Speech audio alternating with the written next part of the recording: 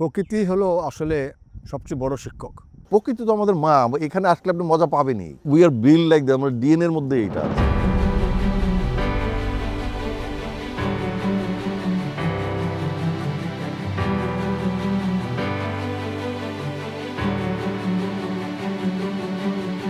আপনারা জানেন যে আমাদের দেশের শহরে ছেলেমেয়েরা খুব একটা গ্রামে গঞ্জে যেতে চায় না। তো সেমন একটি চিন্তা থেকে আমরা এই আর্ট জ্যামটা করছি।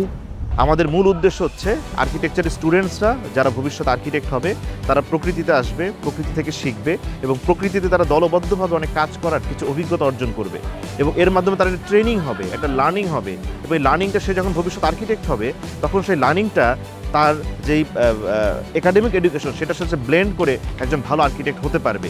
আমরা এবছর সারা বাংলাদেশ থেকে প্রায় 26টা ইউনিভার্সিটির 1000-এর মতো স্টুডেন্টসকে এখানে একত্রিত করতে পেরেছি। সবত ইনস্টিটিউট এই 1000 স্টুডেন্টকে নিয়ে এই আয়োজনটা করেছে। 96টা ট্রুপে তারা বিভক্ত হয়ে এই ট্রুপগুলো অনেক ধরনের কাজ করছে। এই 3 দিনব্যাপী এই আর্কিটেকচার স্টুডেন্টসরা এবং তাদের সাথে তাদের মেন্টর হিসেবে তাদের ইউনিভার্সিটির টিচাররাও আছেন, তারা একত্রিত হয়ে তারা দলবদ্ধভাবে অনেক ধরনের জ্ঞান অর্জন করবেন। প্রকৃতি থেকে তো অর্জন করবেনই, এর পাশাপাশি আমাদের বাংলাদেশের যে ঐতিহ্যগত কিছু স্থাপনা আছে সেগুলো নিয়েও তারা শিখবেন। এখানে অনেক কিছু আমরা শিখতে পারবো, একের সাথে একে পরিচিত হতে পারবো এবং আর্কিটেকচার প্রফেশনটাই এমন যে এখানে ব্যবস্থাপনা শিখতে হয়, মানুষের সাথে মানুষের মিলন শিখতে হয়, ক্লায়েন্টের সাথে মিলন শিখতে হয়, সহ প্রফেশনাল যারা আছে স্ট্রাকচারাল, ইলেকট্রিক্যাল, প্লাম্বিং এদের সাথে মিলিত হতে শিখতে হয় এবং সেই শিক্ষাটা আপনারা এখানে পাবেন। আর্ট জ্যাম বা প্রকৃতির সাথে মিশে বসে কাজ করলে, পোকামাকড়ের সাথে একটু ঘোরাফেরা করলে মানুষের মধ্যে একটা অন্যরকম চিন্তা হয়, মানুষের সিম্পল হয় আমরা অনেক কমপ্লিকেটেড। তো সবাইকে স্বাগতম আমাদের এই রোভার স্কাউট হেডকোয়ার্টারে। এবং আমি আপনাদের কথা দিচ্ছি, আপনারা যে ঢুকলেন আজকে, আপনারা যখন বেরিয়ে যাবেন 3 দিন পরে আপনারা আর সেই মানুষটি থাকবেন না, আপনারা অন্যরকম একটি মানুষ হবেন, এটা আমি কথা দিয়ে যাচ্ছি।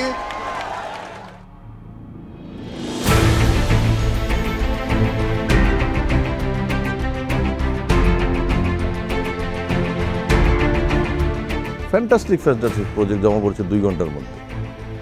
ভাসমান নদীতে, ভাসমান রেস্টুরেন্ট, প্রকৃতিকে কোনোভাবে ডিস্টার্ব না করে ভাসমান, মাটিতে কোনো কিছু ইয়াই নেই, মানে you don't disturbing the soil, এই ধরনের প্রজেক্ট জমা পড়েছে।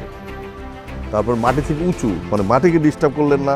এখানে তো অনেক ধরনের পোকামাকড়, মাইক্রোক্রোমোজোম অনেক কিছু থাকে, তাকে তো ডিস্টার্ব না করে আপনি উপরে করলেন এবং ওটা কীভাবে কম ডিস্টার্ব করবে, গার্বেজ ডিসপোজাল, এনভায়রনমেন্টাল ডিস্টারবেন্স কম করবে, অনেক কিছু চিন্তা করলো 2 ঘন্টার মধ্যে। অ্যামেজিং।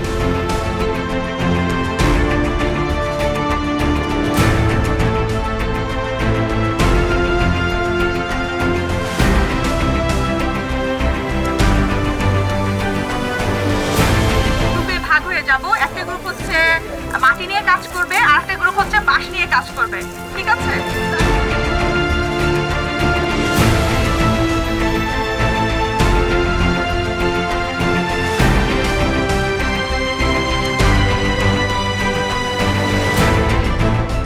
তো আজকে ওরা কতগুলো মডুলার বাঁশ এবং একটি সিঁড়ি দিয়ে এই প্ল্যাটফর্মটা তৈরি করছে এবং তার উপর একটি ছাউনি দিয়ে এই ট্রি হাউসগুলো বানানো হবে।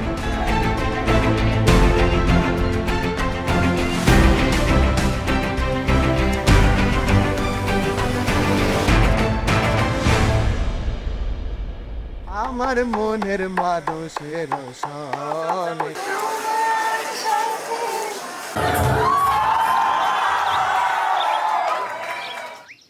অল্পনা বয়সের সকিনা সেরি, আমার মনটা কেন করলি চুরি, সত্যি কইরা বল না সেরি গো, কোন জেলায় বাড়ি?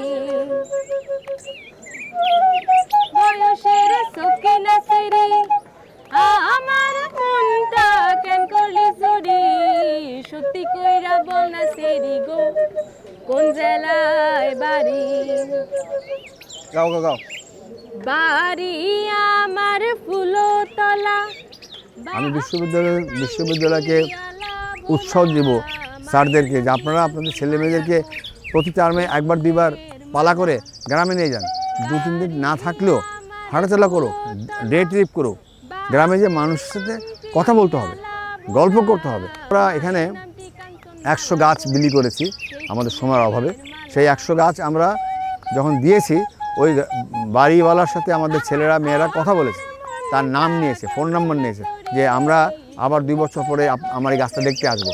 এই যে একটা মায়া হয়ে গেল, তার মাথায় কিন্তু ওই গাছটা থাকবে যে আমি তো একটা গাছ লাগিয়ে এসেছি ওই গ্রামে, ওই সে মৃধা ভাইয়ের বাড়িতে। এই যে নামটা মনে রাখা, এটা কিন্তু একটা টান।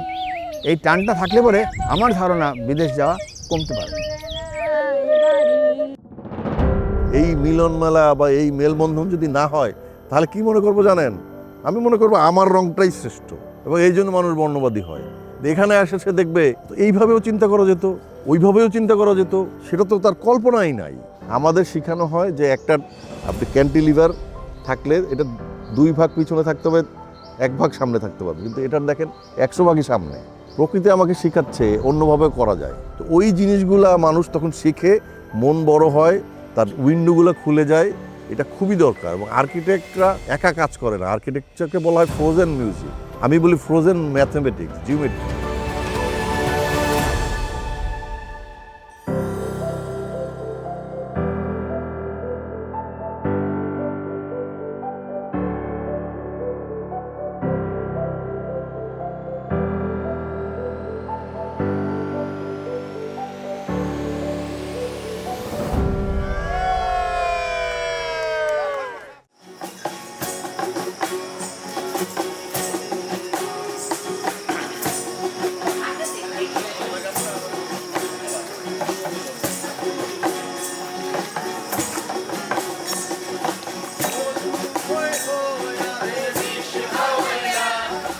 নিজেরা স্বীকার করি যেটা আমাদের দোষ, বড় দোষ, যে আমরা সকল স্থপতি 99% আমরা কাজ করছি যারা ধনী তাদের জন্য।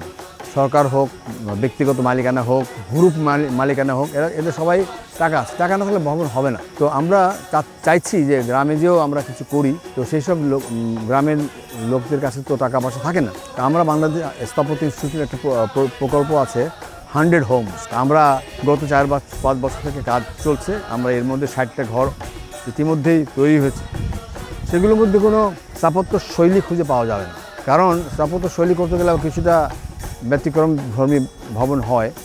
যারা গ্রামে থাকছে, যার জন্য বাইরে করছে, তার কাছে হয়তো গ্রহণযোগ্য নাও হতে পারে। এখানে যেটা হয়েছে 100 হোমসে আমাদের স্থপতিরা গ্রামে গ্রামে গিয়ে একাধিকবার গিয়ে তারা জরিপ করেছে কার বাড়ি দরকার, একেবারেই নিঃস্ব বাড়ি, তার জীবনে সে ভাবে না যে সে বাড়ি পেতে পারে, তাকে একটা বাড়ি উপহার দেওয়া হয়েছে, তার একটা পয়সাও লাগেনি।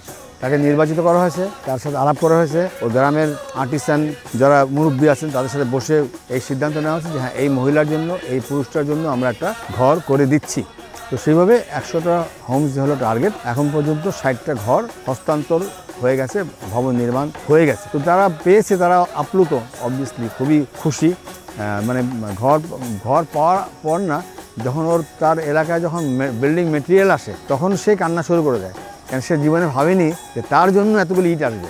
সে তো তার বাড়ি, আমরা একটা বাড়ি পেয়েছি, তার কুড়ে ঘর ছন দিয়ে বানানো, তার মূল্য হলো 1500 টাকা। তো সে এখন একটা বাড়ি পাচ্ছে কয়েক লক্ষ টাকা।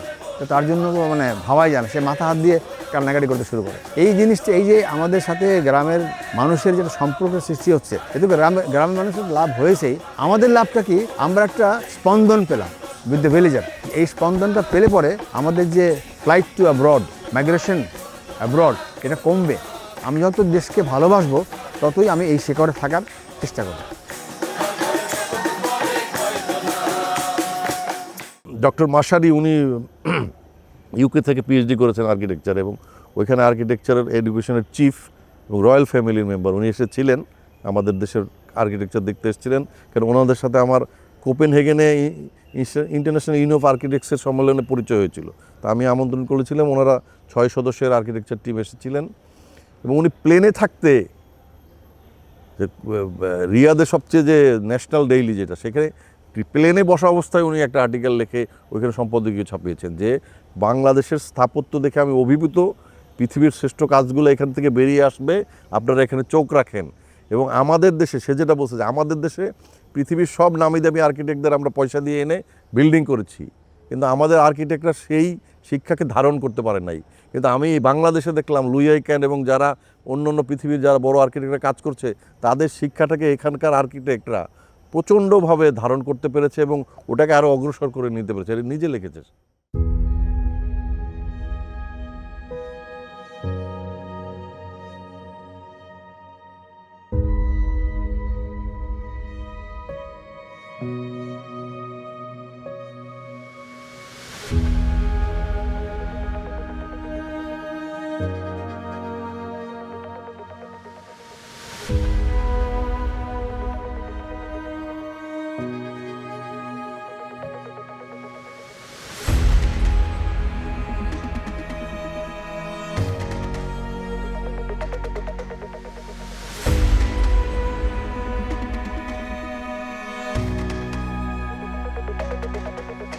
কিন্তু তারা যে শাস্ত্রীয় সঙ্গীত গাচ্ছে, তার সাথে আবার আধুনিক গানের ফিউশন করছে, তারা নজরুল গীতি গাচ্ছে, রবীন্দ্রসঙ্গীত গাচ্ছে, এবং আমি তো মনে করি আমাদের জেনারেশন থেকে তো বেটা, আমরা তো গদবাদা রবীন্দ্রসঙ্গীত নজরুল গীতি গাইতাম। এরা যে নানা রকম নিরীক্ষা করতে চাচ্ছে আমাদের নিয়ে, সংস্কৃতি নিয়ে, শিল্পবোধ নিয়ে, এটা বোঝা যায় তাদের ইয়ের মধ্যে, এবং they are very much active and in deep rooted.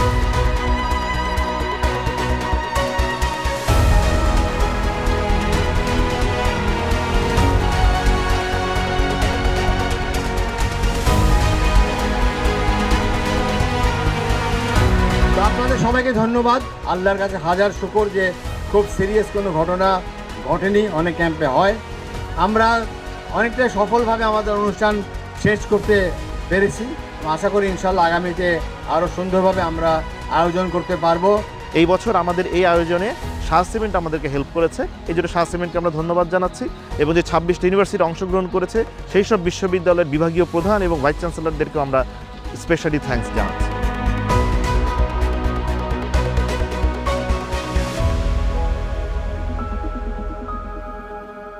আনন্দ করছে, শিখছে আমি আশা করি, এবং আমার ধারণা যে তাদের জীবনের অবশ্যই একটি অবিস্মরণীয় ঘটনা থাকবে তাদের মনে, এবং সবসময় এটা উল্লেখ আসবে তাদের জীবনে। যখনই তারা কথা বলুক, এই আর্ট জ্যামটা তাদের মানে কথার মধ্যে আসবে যে আমি ওখানে গিয়েছিলাম, আমি এই করেছি।